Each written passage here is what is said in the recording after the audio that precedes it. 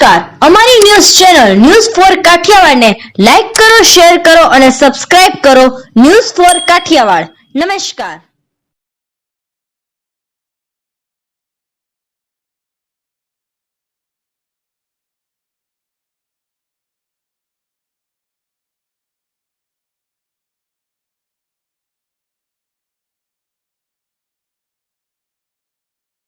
જૂનાગઢ કોંગ્રેસ દ્વારા મનપા કમિશનરને અપાયું આવેદન. પાછલા 5 વર્ષમાં ભાજપના શાસનમાં થયેલ કામકાજ અંગે હિસાબ માંગવા અંગે અપાયું આવેદન. અમે લોકો માટે અનેક વિકાસના કામ કરેલ પૂર્વ મેયર ગિરીશ કોટેચા. આજે જૂનાગઢ મહાનગરપાલિકા ખાતે કોંગ્રેસ દ્વારા ખાસ રજૂઆત કરાઈ હતી. ભાજપના શાસનમાં કોર્પોરેશન દ્વારા છેલ્લા 5 વર્ષ દરમિયાન સરકારી નાણાંનો ક્યાં કેટલો ખર્ચ કરેલ તે બાબતની રજૂઆત અંગેનો હિસાબ દો જવાબ દો નો કાર્યક્રમ કરવામાં આવેલ. જૂનાગઢ મનપા કચેરી ખાતે પ્રદેશ કોંગ્રેસ ઉપાધ્યક્ષ હીરાભાઈ જોટવાની આગેવાનીમાં કોંગ્રેસ દ્વારા મનપા કમિશનરને આવેદનપત્ર આપવામાં આવ્યું હતું. હીરા જોટવા દ્વારા જણાવવામાં આવ્યું હતું કે મનપાની ચૂંટણી ભાજપ દ્વારા જાણી જોઈને પાછી ઠેલવાઈ છે. ભાજપના શાસનમાં થયેલ ગેરરીતિ લોકો ભૂલી જાય તે માટે જાણી જોઈને ચૂંટણી પાછી ઠેલવવામાં આવી હોવાનું જણાવ્યું હતું. આવેદન આપ્યા પહેલા કોંગ્રેસ દ્વારા મનપાના પટાનગરમાં ભાજપ વિરુદ્ધ સૂત્રોચ્ચાર પણ કરવામાં આવ્યા હતા. ઉપરાંત આ તકે મનપા કમિશનર દ્વારા હજુ સુધી સરકારમાંથી વહીવટદારના નામની જાહેરાત ન કરાઈ હોવાનું પણ જણાવવામાં આવ્યું હતું. બીજી તરફ મનપાના પૂર્વ મેયર ગિરીશ કોટેચા દ્વારા જણાવવામાં આવ્યું હતું કે અમે પ્રજાના અનેક કામ પાછલા 5 વર્ષમાં કરેલ છે. નરસિંહ મહેતા તળાવ બ્યુટિફિકેશન કામ ચાલી રહેલ છે. ભૂગર્ભ ગટર ફેસ 2 કામ ચાલી રહેલ છે. ઉપરકોટ નવીનીકરણ કરાયું સહિતના અનેક કામો છે. જો પ્રજા અમારી પાસે કામનો હિસાબ આપશે તો આપી દેશું, પણ કોંગ્રેસને હિસાબ માંગવાનો અધિકાર નથી. મહત્વનું છે કે ગઈકાલે જૂનાગઢ મનપામાં ભાજપની બોડીની 5 વર્ષની મુદત પૂર્ણ થઈ હતી. અચ્છા, કોંગ્રેસ દ્વારા એક આવેદન અપાયું છે કમિશનર કે છેલ્લા 5 વર્ષમાં ભાજપના શાસનમાં જે કામકાજ થયા હોય તેના હિસાબ અંગેનું આપની પ્રતિક્રિયા. આખું દેશ અને જૂનાગઢ નજરે જોવે છે કે ભારતીય જનતા પાર્ટીના શાસનમાં 5 વર્ષમાં શું કામ થયા. મને લાગે આ લોકોએ આંખે પાટા બાંધ્યા લાગે છે. દર 2 મહિને જયારે જનરલ બોર્ડ મળતું ત્યારે આ બધા હિસાબો થતા જ હતા. જુનાગઢની અંદર 350 કરોડ રૂપિયાની ભૂગર્ભ ગટર લાઈન ફિટ થઈ. અત્યારે 350 કરોડ રૂપિયાની બીજી કનેક્શન જોડવા માટે ઘરે ઘરે એનું કામ ચાલુ છે. ટોરેન્ટોના પાઇપ અત્યારે જોશીપરા અને ઝાંઝડા રોડમાં ઘરે ઘરે કનેક્શનો પણ આવી ગયા. આ બધા હું તમને મોટા મોટા કામ અને જમીનની અંદરના કામ થયા છે એ તમને ગણાવું છું. ઉપરકોટનો જે 80 કરોડ રૂપિયાના ખર્ચે જે કામગીરી થયું, આપણે જે કોર્ટની પાસે મકબરા બન્યા એના 8 કરોડ રૂપિયાના ખર્ચે જે કામ થયું, અત્યારે નરસિંહ મહેતાનું તળાવ કે જે 60 કરોડ રૂપિયાના ખર્ચે કામ ફૂલ ગતિએ ચાલુ છે ને વધીને લગભગ 2-3 મહિનામાં એને ખુલ્લું પણ મૂકવાનું. 18 કરોડ રૂપિયાના ખર્ચે વાઘેશ્વરી તળાવનું કામ અત્યારે ફૂલ સ્પીડે ચાલુ છે. 200 કરોડ રૂપિયાના ખર્ચે પાણીની પાઇપલાઇન ફિટ કરવાનું કામ અત્યારે ચાલુ છે. અત્યારે ભવનાથ રોડ થી તમે ઝાંઝડા રોડ જાઓ તો અહીંયા પાઇપલાઇનના કામ ચાલુ જ છે. હરેક વિસ્તારની અંદર જ્યાં જ્યાં સિમેન્ટ કોન્ક્રીટ કરવાની છે એ બધા કામ ચાલુ છે.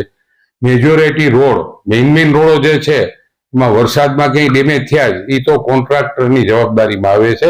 એની 2 વર્ષની ગેરંટી હોય છે. એટલે આ બધા કામ આ લોકોને કોંગ્રેસ વાળાને દેખાતા નથી, આંખે પાટા બાંધે. પણ એનું કામ જ એક એવું છે, અવડા મોટા કામ આખા દેશની અંદર આપણા વડાપ્રધાન મોદી સાહેબ અને ગુજરાતના મુખ્યમંત્રી શ્રીએ જે અત્યારે પણ હમણાં 398 કરોડના કામ ડિક્લેર થયા, તો આ લોકોને કાનબાન છે કે નહીં, આંખું બાકું છે કે નહીં, શું કામ થયા એનો હિસાબ માગે. હિસાબ અમને જૂનાગઢની પ્રજા માગશે અને ત્યારે દેવાનો. એક પણ કોંગ્રેસ નહીં હિસાબ એનો દે ભાઈ તમે કર્યું છું. તમારા પણ વોર્ડમાં ક્યાં કામ નથી થયા. મંજુબેનના વોર્ડમાં હરેશભાઈ પરસાણા એનો દીકરો નહીં હોય એના વોર્ડમાં કેટલા કામ થયા એનું કાલ લિસ્ટ જોતું હોય તો કેટલા કરોડના કામ થયા જેનું હું તમને લિસ્ટ પણ આપી દઉં. અમે જ હમણાં બધા પત્રકારોને એક અમારા વખતમાં થયેલા 1500 કરોડના કામ, એમાં જેટલા પાઇપલાઇનમાં છે 600 કામ પૂરા થઈ ગયા, 411 કામ બાકી છે. એ કામ પણ અમે લખેલા છે. જે પાઇપલાઇનમાં કામ છે, જે અમારે જેટલા પણ કામ અત્યારે વર્કિંગ ચાલુ છે. અમે ભવનાથની અંદર શિવજીની સૌથી મોટી પ્રતિમા પણ મૂકીએ. 4 ફાયર સ્ટેશનો નવા બનાવીએ છીએ, 2 બુક લાઇબ્રેરી 5 કરોડના ખર્ચે નવી બુક લાગી. અમે ડેમની ઉપર 15 કરોડ રૂપિયાના ખર્ચે મોટો રોડ પોળો કરીને ડેમનું કામ પણ કરવાના. સ્ટેડિયમ માટે થઈને ખાસ કરીને 15 કરોડ રૂપિયા વિવેકાનંદ સ્ટેડિયમ અને એક ઝાંઝડા રોડ ઉપર એક બીજું સ્ટેડિયમ જ્યાં અમારો કોર્પોરેશનનો જ પ્લોટ છે એમાં સ્ટેડિયમ બનાવવાના. ક્યાં કામ બાકી છે? કયું કામ નથી લીધું? અને હજી પણ આ કામ બધા તમને વધીને વર્ષ દિવસની અંદર દેખાય ને ત્યારે ખબર પડશે કે આ ભારતીય જનતા પાર્ટીની સરકારે, અમારી તો 3 એન્જિનની સરકાર ગુજરાતમાં અને વડાપ્રધાન, અહીંયા જુનાગઢમાં ભારતીય જનતા પાર્ટીનું શાસન હતું. અમારું કામ પૂરું થયું, બધાને હિસાબ દઈ દીધો. હરેકના ઘરે છાપામાં પણ એક બીજું છાપું નાખી અને અમે કેટલા કામ કર્યા ને એનો પણ હિસાબ દીધો. એટલે કોંગ્રેસ વાળાએ શું કામ કર્યાનો હિસાબ માંગવાની કોઈ જરૂર નથી અને અમારે એને હિસાબ પણ નથી દેવો. હિસાબ જુનાગઢની પ્રજાને દેવો અને જુનાગઢની પ્રજાને હરેક ઘરે છાપા આવતા હોય તો એની અંદર પણ અમે હિસાબ આપેલો છે. જુનાગઢ કોર્પોરેશન મુકામે કોંગ્રેસનું એક ડેલિગેશન કમિશનર સાહેબને મળીને કોર્પોરેશનની સ્થાપના જુનાગઢમાં થઈ ત્યારથી આજ સુધીમાં ના થયું હોય એવી રીતે ભારતીય જનતા પાર્ટીના શાસકો ગઈકાલે 31 તારીખે એનું કોર્પોરેશનની મુદત પૂરી થતી તે લોકો ત્રાહિમામ છે. જુનાગઢના લોકોનો આક્રોશ એટલો છે કે એમના કોર્પોરેટરો યા તો મત લેવા કોઈ જાય તો પ્રજા એમને એ જે ગારો બનાવ્યો છે એમના ઘરની આગળ રોડને બદલે એમાં પીટી નાખે એમ હતા. એટલે ચૂંટણીઓ લોકશાહીનું હનન કરીને ચૂંટણી બંધ રાખી એ પેલો કોર્પોરેશનના ઇતિહાસમાં છે. એટલા માટે કે લોકો પાસે જઈ શકાય એવી સ્થિતિ નથી, જેમના લીધે એમણે ચૂંટણીને પાછળ ઠેલવી અને વહીવટદાર શાસન.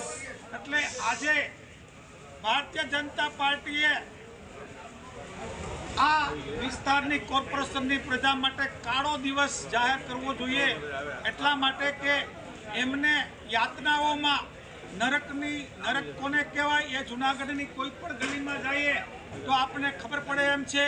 એવી નરકની હાલતમાં આખા સિટીને છોડીને પોતે ચૂંટણીથી ડરીને, લોકોથી ડરીને પોતાની સત્તા ટેટ સુધી હોય એટલે ચૂંટણી બંધ રખાવીને લોકશાહીનું હનન કરીને આજે વહીવટદાર શાસન આપ્યું.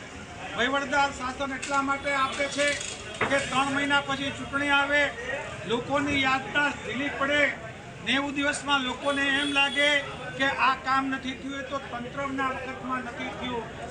ભારતીય જનતા પાર્ટી તો દૂધે ધોયેલી હતી એમ માનીને પણ પ્રજા જાણી ગઈ છે. જુનાગઢની જનતા જાગૃત છે, એ એમની રાહ જોઈને બેઠી છે કે આવે અને એને સત્તારૂપી સબક શીખવવો પડશે. ત્યારે મને એમ લાગે કે જ્યારે પણ ચૂંટણી આવે ત્યારે લોકો એમની વિરુદ્ધમાં ચુકાદો આપે અને એ ચુકાદો આપશે જ, એ એમને ડર હોવાના કારણે જ આ સ્થિતિ ઊભી થઈ છે એવું